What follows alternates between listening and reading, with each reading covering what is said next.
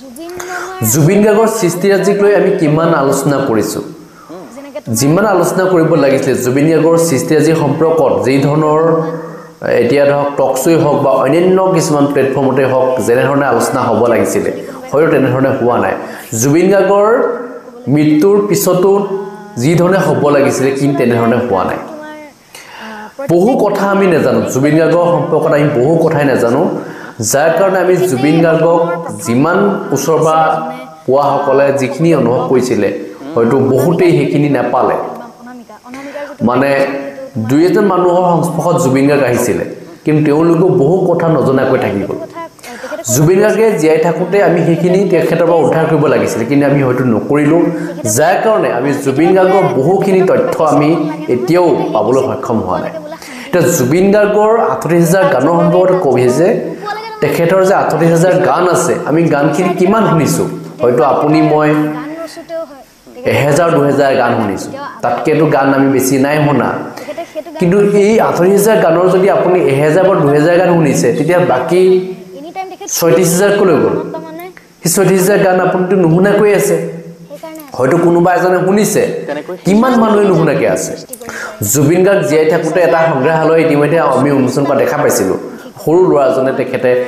জুবিন গাৰ্গৰ সকলো কেছেট সংগ্ৰহ কৰি ৰাখিছে তেওঁৰ নামটো কিবা এটা আছিলে পাহৰি গৈছোঁ গতিকে তেওঁ যে ইমান কষ্ট কৰি যে গোটেই কেছেটখিনি যে সংগ্ৰহ কৰি ৰাখিছে এনেকুৱাকৈ হয়তো কোনো নাৰাখিলে তেওঁ ৰাখিছে ঠিকেই আছে এনেকুৱাকৈ হয়তো ৰাখিব পাৰিলেহেঁতেন সকলোৱে ৰাখিব পাৰিলে কিন্তু নাৰাখিলে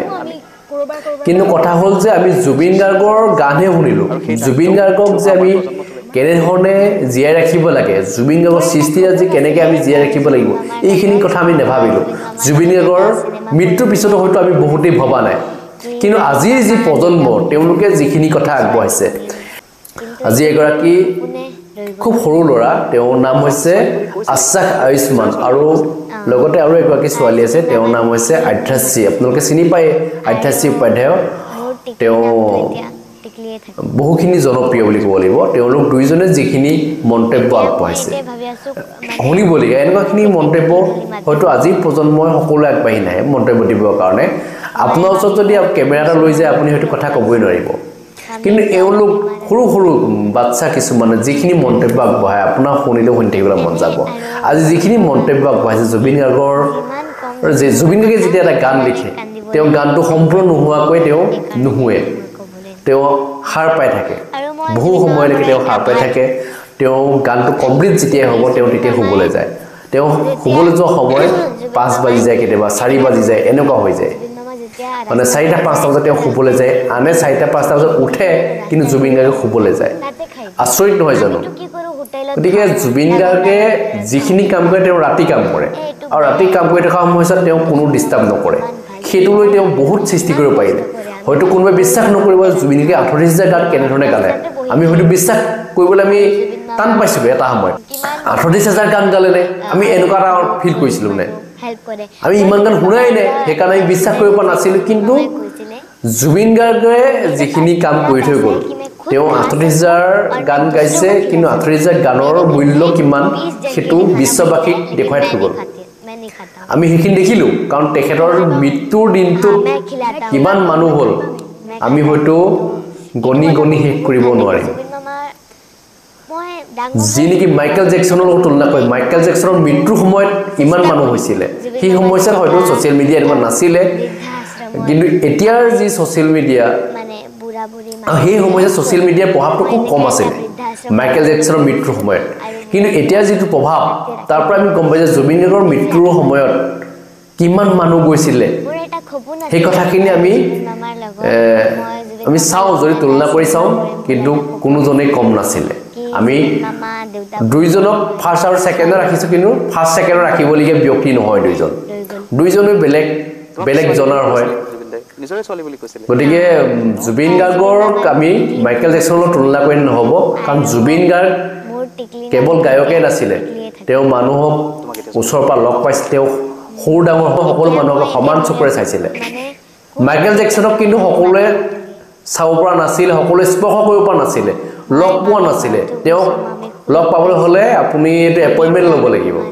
এনেকুৱা তেওঁ হাতত স্পৰ্শ কৰিব নোৱাৰে আপোনালোক হাতত গ্লভছ আছিলে গতিকে তেনেকৈ তেওঁ খুব মানে মানুহৰ পৰা আঁতৰি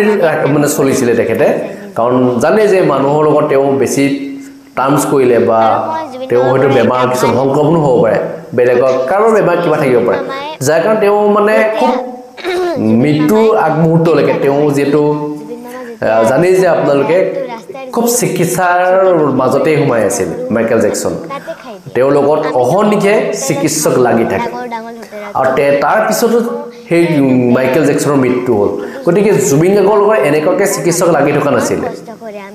হয় কেতিয়াবা জুবিন গাৰ্গক চিকিৎসা কৰিবলগীয়া হয় মাজে মাজে তেওঁ অসুখ হয় তেওঁ চিকিৎসাধীন হয় কিন্তু এনেধৰণে কোনো ডক্টৰ লাগি নাছিলে লাগিছিলে কোন এই সিদ্ধাৰ্থ বনিয়াটো কিন্তু সিয়ে জুবিন গাৰ্গক শেষ কৰিলে বুলি সকলোৱে জানে আজি এই দুগৰাকী যি নৱপ্ৰজন্ম তেওঁলোকে জুবিন গাৰ্গৰ সম্পৰ্কত যিখিনি মন্তব্য আগবঢ়াইছে সেই মন্তব্য আপোনালোকে শুনা লৈছে জুবিন মামাৰ আচলতে ভাল পোৱা গান বুলি ক'বলৈ গ'লে তেনেকুৱা নাথাকে যেনেকৈ তোমাক যদি কোনোবাই সোধে যে তোমাৰ প্ৰিয় ভগৱান কোন তোমাৰ ক'বলৈ দিগদাৰ হ'ব ন গতিকে এতিয়া মোক যদি কোনোবাই সোধে ভূপেন মামাৰ প্ৰিয় গানটো কোৱা এটাতো মোক ক'বলৈ দিগদাৰ হ'ব